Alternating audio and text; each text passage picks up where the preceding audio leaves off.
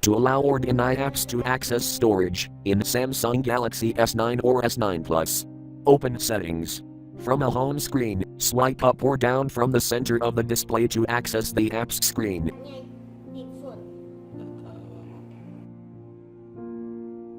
Tap Settings.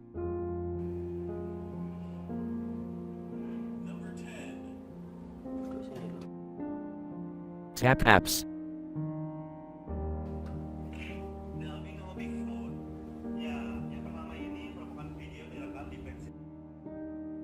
Tap More icon.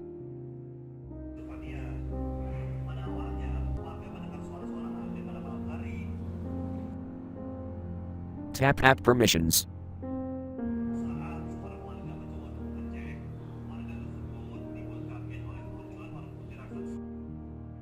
Tap Storage.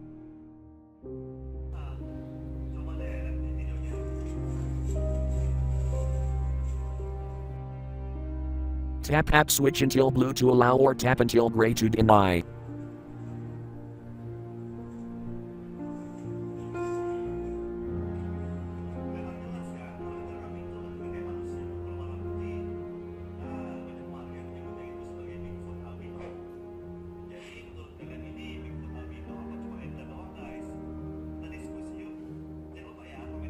Thank you for watching. Have a nice day.